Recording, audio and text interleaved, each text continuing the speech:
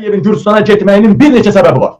Birinci səbəb, İlham Əliyevin əsl atası Zori Balayan öldü, onun qohumları Tiflisə gəlibdi, orada yaz məclisi təşkil ediblər. İlham Əliyev orada gizli şəkildə başsağlığı verəcək. Azərbaycana soyqırım edən Ermənistan milli qəhrəmanı, Ermənistanın o lideri deyək, Şamyandan sonraki bu zamanlarda lideri.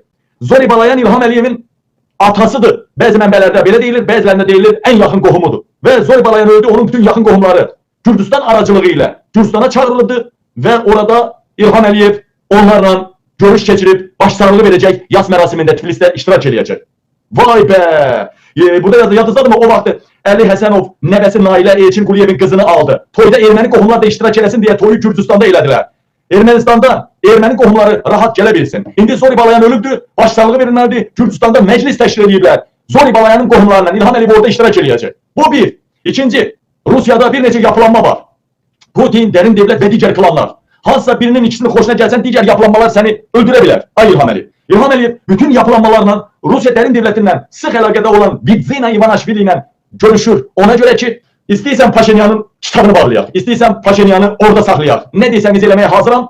Sapını değiştirip artık İsrail Amerika'ya tulalıq eləmir. Artık savaştan dağılmayan, güçlü çıkan İran'ın arkasında olan Rusya'nın yanında olduğunu bir Rusya verir. Ona göre Ivanashvili Rusya ile danışıp bütün kölgə düşən əlaqələri də birləşdirməlidir Bidzina Ivanashvili, İlham Əliyev. Üçüncü isə jurnalist Əfqan Sadıqovun qanunsuz deportasiyasına görə, Avropanın qarşısına alaraq belə qanunsuz deportasiyasına görə hədiyəsini aparır İlham Əliyev Bidzina Ivanashviliyə. Vəssalam, budur, paylaşın. Bütün ölkəni silkələməliyik. Artıq mənə yuxarıdan məlumat gəldi ki, Zori Balayanın yas mərasimi Tiflisdə keçirilir, İlham Əliyev başsağlığına gedir. Deyilən mənbələrə görə ya doğma atasıdır, ya da ən yaxın əqrabasıdır Zori Balayan. Xalqımıza soyqırım eləyən Zori Balayan. Daşnakların başı Zori Balayan. Bugün üçüdür. Zori Balayanın bugün üçüdür. Üç merasimidir.